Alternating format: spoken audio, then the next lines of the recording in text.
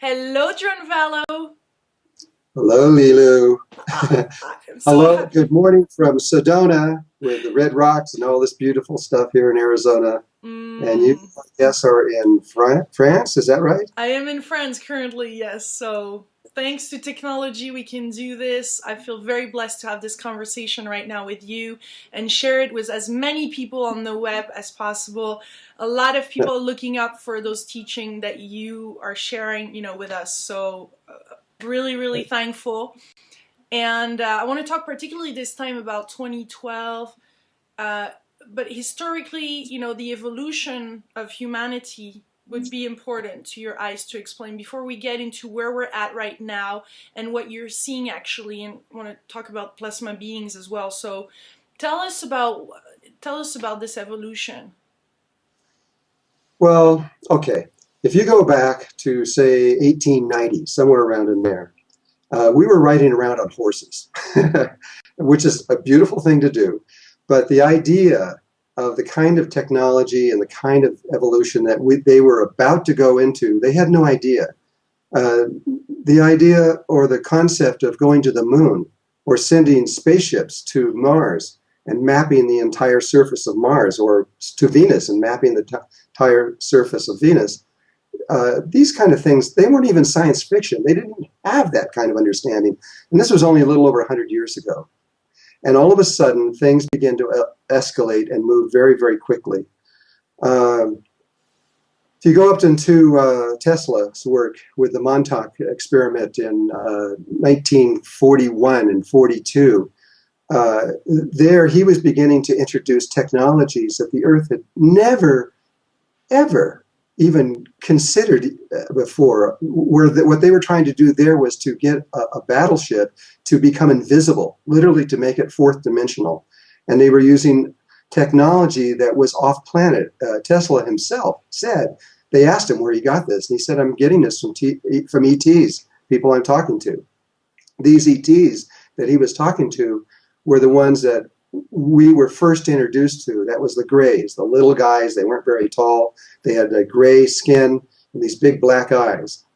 And that was, they were giving him technology to the government in return for us being nice to them. We had a whole different relationship with them when we first started. But as time went on, that changed. Then in 1945, we exploded an atomic bomb. That changed everything for us. That was technology, but it really changed our evolutionary patterns. What we did was illegal. It was against the law everywhere throughout the universe.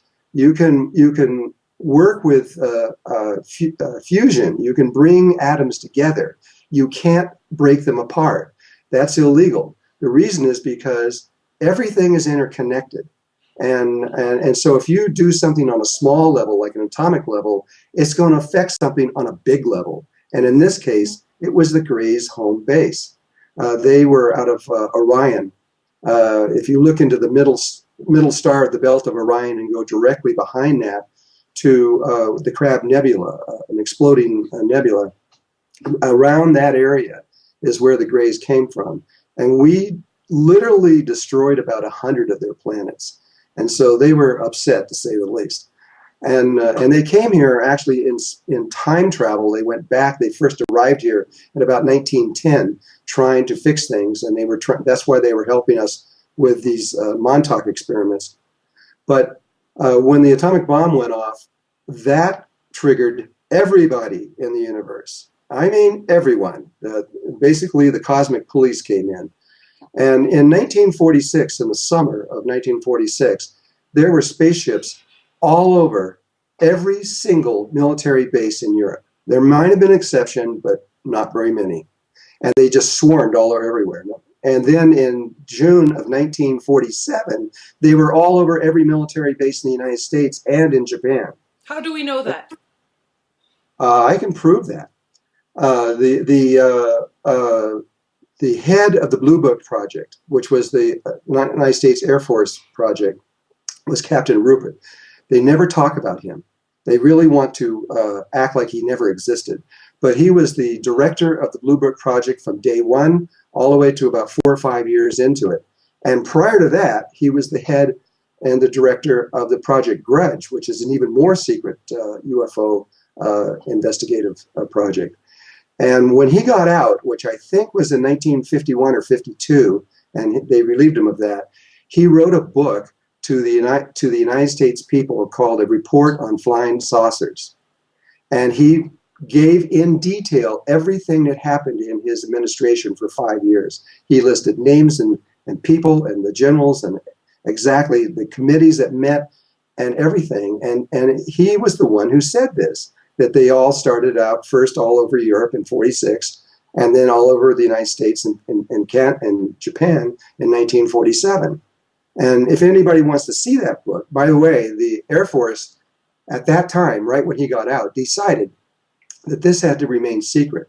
And so when he published this book, they went out and they confiscated every copy of this book they could find. And interesting enough, he died a year or so later. We don't know why, but he is no longer existing. And when I found this book, I found one copy of it. It was 50 cents, a book from back in the 1952. We recopyrighted it and we reprinted it.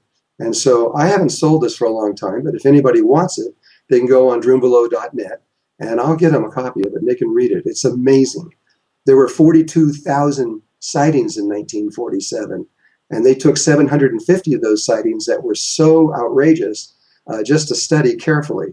Those were sightings where the UFO was directly over a military base with one of our jets directly behind it, and the pilot locked onto it with our radar directly seeing the two blimps going by. And in these cases, usually quite a few generals and people on the ground watching them go by. And so it wasn't a matter of did this happen or did it not. They had 750 cases that they knew for certain it happened. And he talks about these things. So tell us, why does it disturb so much the government? Well, they realized by 1951 or 2 that this was a serious situation. And they also realized that they weren't as friendly as they thought they were initially. And actually, they were not friendly. Their intention was to eliminate every last human being on Earth. And they weren't kidding around. And they began to know this, and that's when they pulled the shade down, made sure nobody knew what was going on, and then they continued on trying to solve the problem. This is why they went into Star Wars. It wasn't to go after incoming meteorites and things like this. It was so that we had a 360-degree angle where we could declare war on them if we had to. And they were scared for a long time, and they had good reason to be scared. And that's over with now. That doesn't exist anymore. We've solved all of those problems, and the Greys aren't even on Earth anymore right now. They have left us here. And the situation with ETs has changed dramatically over the last few years. And it is this new approach that is coming in is extremely positive. And we think that there's just the Greys here and perhaps the reptiles and a few other races that are working together. But because of what's going on here and because of our evolution, this is something I have to get into, what's going on in our evolution. There are so many people, this is going to be a hard one to even accept or even believe, but we know this. There are now over 250,000 different species of life forms from other places that are here on Earth in either a fourth dimensional or higher level. They're watching us carefully, and these people love us. They do not want to hurt us. They want to try to help us. And it's a whole different situation, but most of the world, and even most UFO people, don't understand what is going on right now. And later in this broadcast, I'll get into one of these races that love us so much and really, really do want to help us. And when you understand it, it makes you feel better. Makes you feel better about life, definitely. So, how did it evolve the past decade or the past 2 decades? Well, this has been going on, and eventually by the 1995 or so, the Greys had to leave. It's a long story why and what took place, but we forced them to leave. It was not military. It was a single female person, and she defeated them. It's amazing. But these are stories that I can't get into now. It's just too complex, and it would take us away from the bigger picture. We can't But at even this, know who it is. we're not allowed. I can't say who that is. That person's life would not be safe. No, we can't do it. It's an indigenous person, a woman out of Peru. That's about all I can say right now.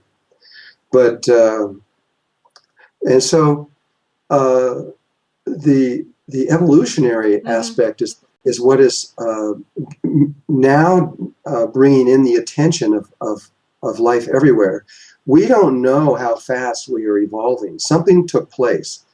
You see, all these rapid events of changes that were taking place in our lives, mixed in with all this technology. There was something going on with the sun, of all things. The sun that was what only happens once in the life of a star, only one time. All suns, all stars start out as hydrogen suns. And it takes a long time, in this case about 5 billion years or a little more, for us to build up enough helium to begin the next stage. What happens is the light from the sun is caused by two hydrogen atoms coming together, forming helium. And so everything that is evolved on Earth up into this moment is evolved directly from this hydrogen light that is coming to the Earth. And you can speak with any scientist on Earth, and he'll tell you that all life that is here on Earth came from the sun, not from Earth, but from the sun, from the light and the radiation that came from the sun. That is what is evolving us.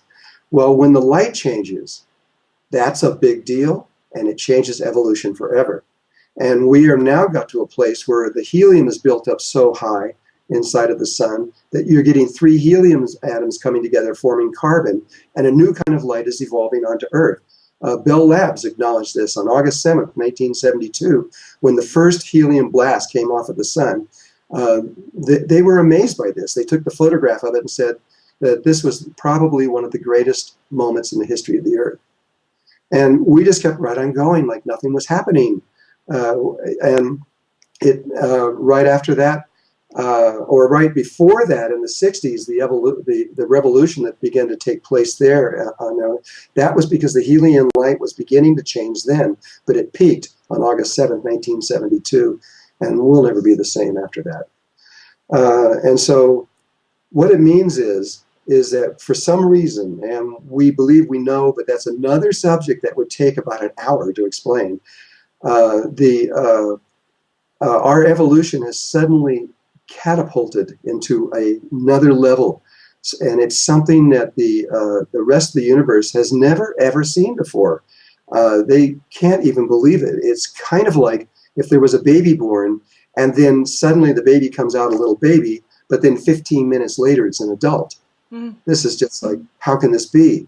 And so the evolution speed that humanity is going through right now it's mind-blowing to everyone that's watching it. And we don't know because we're inside the box, not outside the box. And so we don't know that we're evolving so quickly and so fast. But we are. This is not normal. This has never, ever been seen before since the beginning of the creation of this universe. And so it has attracted, this is why these 250,000 and maybe as many as 300,000 different cultures are here.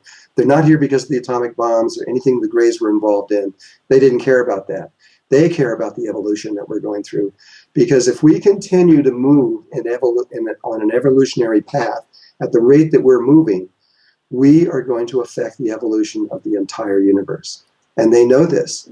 And so they know it's going to affect them, and that's why they are so closely watching what's taking place with us. What are the different elements of that evolution? What are the different things that are evolving within us? Can you point at that? Well, it's beginning with technology. Technology, we think that we are the greatest thing that ever lived on the surface of the earth. And we point to our technology and our mental abilities. That we say, look at us, nobody's ever done this before. In fact, life forms have done this many times before on Earth. We just don't know it, but not in this way. And this evolutionary change that's occurring is it's beginning with it's beginning with technology, and they're feeding us this. We're literally being fed this technology to give us this. But what happens, and they know this, is that we're coming to this point very soon. And what the Mayans say happens in 2012, or actually could happen even today, because it's this window around 2012. It's not the date December 21st, 2012. It's from October 24th, 2007 to approximately November, December 2015. That's a window, and the events that the Mayans talk about could happen anytime in that window, which means it could happen today. But let me see, where was I? Well, we were looking at the different things. One of them being the technology is one of the factors that really is helping us to evolve. But I was also wanting to hear from you, what are the different things that are evolving within us, like our DNA, our frequency, vibration, our capacities, etc. Okay. Well, the technology aspect is a lead-in. We think it's the end in itself, that being able to do all kinds of amazing things with technology is the end of it. From a higher point of being, a higher being's point of view, it's kind of like like a chicken and the cracking of the egg. Whenever technology appears on these levels, we know that that race is just about ready to evolve very fast. A day will come, any day now, when we are going to realize that we don't need this technology anymore. We can do without anything, without any electronics, without anything, just having a human body, that we can do absolutely anything that technology has done now, and we can do things that we can't even imagine at this point. And we are going to do this. This is what all of life is now just waiting for us to do, and we are just ready to step out of that, into that level of existence. Yes, there are changes within our DNA. Some of these changes that are being presented by different teachers around the world, I don't believe have any validity, and some of them do. The idea that we're about to move from 2 strands in our DNA to 12 strands in our DNA, first of all, is not even physically possible. The DNA is based on the dodecahedron-icosahedron relationship, and when you look at it, it's a pentagon facing down, a pentagon facing up, and there are 10 possible channels, not 12. And there has never been one person on Earth where they've ever seen 12 channels move into yet. However, there have seen DNA changes in the codons. And there are 64 codons in the DNA, and human beings are running on, I think, about 21 or 22 or something of them. And suddenly, coming from children, they have found that there are 6 more codons that have been activated, and these children are choosing 2 of those 6. Mm-hmm. And so this is a big deal, and we don't know what it means yet. NASA is covering this. They are exploring it in depth right now, trying to understand what it means, because these are the kids with the ADD and ADHD that are extremely right-brained, that can't get through school. They're what not people logical. call indigo children or crystal children? Indigo kids, yes, crystal kids. These kids are geniuses on 1 level or 2 levels, but they have a very hard time getting through school. They either get A++, or they get an F. They can't seem to get anything in the middle very easily. And so science is now studying them, trying to understand who this new people are. They have not only that, they have a new stomach and a new liver. And so obviously they have a new DNA physiologically also. We don't know what that is yet, or at least it hasn't been reported that I'm aware of. But they do know they have this. But so how about on us? How about with other type of people on this planet? Is everybody also changing, and DNAs are evolving regardless of their awakening, or this is totally related to that? Purely on a scientific level, we don't know that yet. We can see that certain people in certain areas are changing faster than people in other areas, and are evolving faster than others. But scientifically, this is a very rapid moving situation, and There aren't a lot of researchers, and most of those researchers that are doing this are from the government, and they're not talking. And so, what is your way of seeing it then? well, yes, we are evolving, and my whole thing for the last 47 years has been studying human consciousness.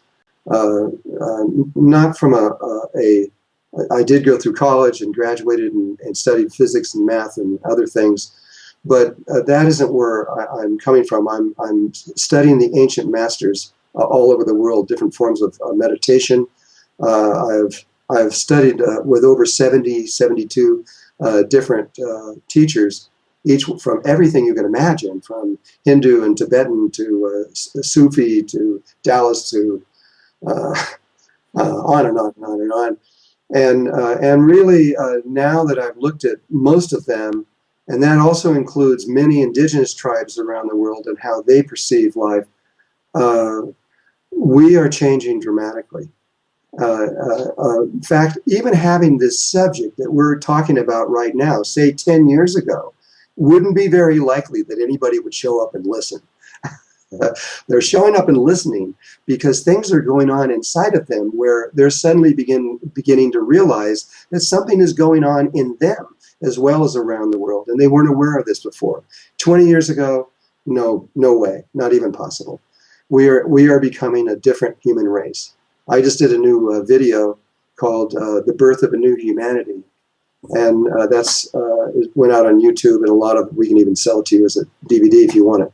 But that was an extraordinary event that has taken place. It's 13,000 years of humanity working together to create a electromagnetic field above the Earth, so that is geometrical in nature and surrounds the whole planet, which NASA has totally mapped, and so has Russia, and which is necessary for us to move from normal human consciousness to a brand new level of consciousness. I don't know what you want to call it. Some people are calling it Christ consciousness, and some people have different ideas, unity consciousness. How about the heart consciousness?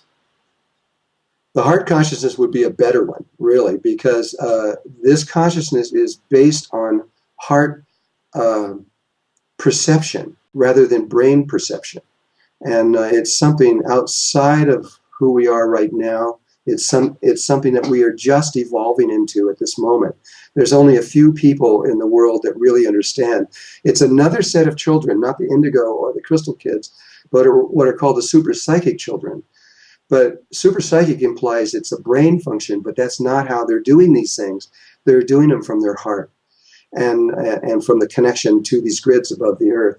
And they're able to do anything. If you look at the scientific research and what these children are doing, it does not seem possible, and it is something beyond anything we've ever seen. The Chinese have actually scientifically reported to all the major magazines like Nature Journal and Science News that they've actually watched children walk through solid walls. No kidding. And they've been able to do things that are where they can just look at a petri dish with DNA in it and change the DNA just by looking at it. And it goes on and on and on and on. And this is all scientifically being reported. The world doesn't know what to do about it. I mean, scientifically, they just can't imagine what is happening here. And so the grids now above the earth are done. It took 13,000 years to complete these grids. And they're done, they're finished, they're alive. And the Earth's Kundalini, which is another deep subject about all of this that moved out of Tibet and into Chile, is now functioning. And we are, from what I can see, we are ready to go. We're just like in the starting place. All we got to do is somebody give us a green light and we're ready to go. And we're perfectly aligned inside the timing according to the Mayans and the Hopi and the Zulu and the Waitaha and the Kogi and the Arawakos and tribes all over the world are totally wrapped up into this right now. We are ready to be and to go on an adventure like humankind has never had in their lives before. It's exciting. Is it happening at the same rate for you? You think at the same level and with the same timing, or there's different kind of pops and waves of people on There, this planet? there are people that are going ahead. The ascended masters, people who have evolved from all over the world, but human beings just like us, but evolved, and now are immortal. They don't die anymore, and they are deeply. Avatars? Is that the same than avatars or not? An avatar is someone coming here onto Earth to change humankind. These are beings that have gone beyond that. They're not that would be like a Jesus would be an avatar, someone who is attempting to change everything. These are people who did not attempt to change anything; they just did it and went on, and they are deeply involved in all of this. Without them, we would have never made it. They are the highest levels of humankind. But there are other people now here on Earth, lots of them, probably into at least 1 million or more, that are rapidly changing into levels that they're not human anymore. They're able to do things and are able to function on levels that we could not say is a human capability. And they're going up further all the time, every day. And I study these people. I go somewhere in the world every 3 weeks, and I've been doing this for 27 years, 280 times going around the world to different places. And I go in there and I study with people at different places from in Russia or China or Japan or different areas, different places, and it is really happening, but in small pockets of people. The time is about to come when the entire human race is about to come together and move in a way that we had no idea that it was even possible for us to do this. And it's impossible for us to miss that? Oh yes, you're not. No, you're not going to. You're not going to say, "Is this happening or is it not?" There's not going to be any doubt. There's a lot of things that are going to occur that are huge, and they're part of this human jump in consciousness. Just as birth, when a baby comes out and is birthed into this reality, it's a pretty big deal for that baby and for the mother and for those that are around.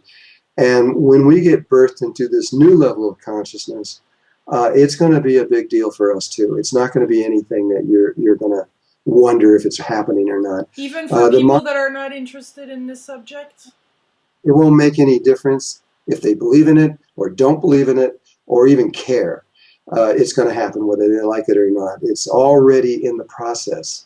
What are the signs of that for when it will happen? Do we know? Well, one of them of these signs is predicted by the Mayans, and they're predicting that there's going to be a physical pole shift. Literally, the axis of the Earth is going to turn to a new location. That would definitely catch the attention of every last living thing on this Earth, not just humans. And it would be huge. There's a lot of people who are speculating what that would mean. The movie 2012 that came out scientifically was trying to give an idea of what level that would mean. And as you could see, that's no little thing. It's big. But will everybody make this through here? Will the whole humanity, every last person? Probably not. But will humanity make it through? The answer from me is absolutely yes. We've already made it. Because once that grid is completed around the Earth, life always makes it after that. It's another long story, but we've already made it. I know this in my heart. I know for sure we've made it. Yeah, sorry. The what? Well, I was just there was life for a long time. ET life that were coming here besides these other races that most people were aware of. There were other races they weren't aware of who cared about us but really didn't think that we would be able to make it through to this level. But we've made it. And as you're going to see over the next year or two or three, a transformation is going to occur that's just incredible. And is there a darker time just before all this happens? Is there an increase in darkness or something that we have to go through before this happens? yes, and science is watching this occur right now. The thing that has to happen scientifically, people who study these kinds of things, when a pole shift happens, there's always a magnetic pole shift first. And that's exactly what we're going through right now. The world scientists in 2003 made an hour-long program on NOVA, and they were talking about the changes in the magnetic field, talking about how 2,000 years ago the magnetic field began to drop dramatically, and then 500 years ago it really started to drop and get weaker, and then about 40 years ago it started, the anomalies in the magnetic field began to appear all over the earth, so much so that about 20 years ago they had to change all the magnetic maps of the airports all over the world because they weren't any good anymore. Now they're so bad that they have to look at where the magnetic poles are pointing to at the moment the plane is coming in to make sure that they don't land out in a field somewhere and they land on the concrete. And so the magnetic fields are getting weaker. In 2003, they made this statement out to the world saying that what's happening is this, is that the south pole of the Earth, there are these lines that come out. The magnetic lines go out the south pole, and then they wrap all the way around the Earth, and they come in the North Pole, and then they come back out the South Pole. Well, at the South Pole, what's happening is there's huge areas being formed that where the lines are coming out and then wrapping right back in. And those areas which makes the field weaker. And there's areas that are,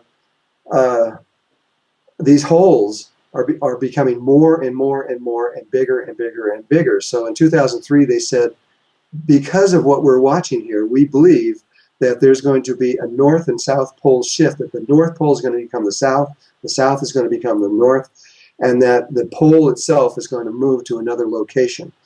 And they said at that time, we believe that this is going to happen sometime in the next 25 years. Then about 18 months ago, and I'm guessing at this time, they didn't bother to make a movie. They just went straight on the internet, and they said that, and they got 11 days of talking before the government shut them off. But they said that this is getting way worse and moving faster than they ever thought was possible, and that now they think that this time of 25 years is coming much, much closer. And then this was maybe 9 months ago or so, they came back out. They got 5 days before they were shut off. And they said they can't even believe what is going on, that it is happening so fast that now the holes are getting so big at the South Pole that they feel that this could happen any day, literally any day. And so when the magnetic poles shift on the Earth, it's an amazing thing because it happens very fast, and they just go away. Well, what happens when they go away is when that's something that people may want to spend a little bit of time studying because it's huge. After 14 days, and some scientific circles say it could be as much as 21 days, but sometime between 2 and 3 weeks, several things take place. One of them is that humankind, their memories are erased. This we know from Russia when they went into space for the first time. And the first astronaut that was in space, after 2 weeks, he lost his memories completely. He didn't know his name. He didn't know what all these knobs were for. He didn't know anything. And they had to go and get him and bring him back. And they've now declared that he's insane and incurable, and his memories are gone. The other person they brought up there, the same thing happened to him. And that's when they realized it's space. Well, at that far in space, the magnetic field is so weak that it can't do what it's supposed to do in the human body. The human body's, our memories are magnetic in nature, and they're held in place by the weak magnetic field of the Earth moving through our body. And so what the astronauts did in Russia and now in the United States and everywhere is that they have a little device on their belt that approximates the magnetic field, and that in turn keeps your memories from being erased. And so this is a big deal. We don't know how the governments are going to deal with this. They understand the problem. If you can know, if you study consciousness, there is something called the Merkaba, which is an external electromagnetic field that is around the body. It's about 55 to 60 feet that surrounds the entire body. And that field, once it's activated through meditation, you can approximate the Earth's magnetic field. And you, if you are one of those people, you will not have your memories erased. This is, I think, the most serious situation that the governments of the Earth are trying to deal with at the moment, of how to do this. They really don't know what to do. The other thing that happens is that the crust of the Earth, for a long time, they could not understand how there could be a pole shift. It didn't make any sense, because the Earth is a huge gyroscope and rotating with unbelievable mass. And if you were to just move the Earth to a new axis, the amount of force and energy that would be required is beyond anything that we can imagine that would naturally take place. It would have to be a moon running into the Earth to make that kind of force to move the Earth off axis. And so even though we know that the Earth shifts its poles all the time, I've personally studied 250 million years, and we have done it several hundred times in that time. Now they've gone back about 450 million years, and we have shifted our axis many times. We've shifted it 13,000 years ago, and we shifted it 26,000 years ago. And now 13,000 years ago, exactly on December 21st, 2012, scientifically, we would expect the poles to shift because they run in flurries. When you see them happen, you don't just see one pole shift, you see 8, 9, 10, 11, or 12 in a row. And we've just had 2 in a row. So you would expect this for a pole shift to happen. But we don't know how it could happen. So what they've now discovered, and they now have accepted in 1985, is the work of a scientist who discovered something. And that is the crust of the Earth, a thin eggshell hard surface that is surrounded by lava underneath that. There's a crust, there's a rock surface that holds the crust to the lava. And it's homogeneous over the whole Earth. And it's a rock, and it holds that surface in there until the magnetic field goes to 0. And after 14 to 21 days, this rock turns into a liquid. And now the surface of the Earth can just float around and move. It doesn't have to. The Earth can keep rotating. Nothing changes on those levels. But the surface of the Earth can move. And what they believe is going to happen is that the South Pole, the ice caps, are off surface, they're off center to the spin of the Earth. And when we go into, and so when the crust is free to move, that ice is going to move into the spin of the Earth and move the crust to a new North and South Pole. They're pretty well convinced of this now. In fact, they have already figured out where that North Pole is going to be, which is about 17 degrees into Russia in this particular place. And Edgar Cayce, a very famous scientist in the 1920s up to the 1950s, he predicted in the 1920s, I think it was, that there would be a pole shift at this time. And that's exactly where he predicted 16 degrees into Russia, almost exactly the same place.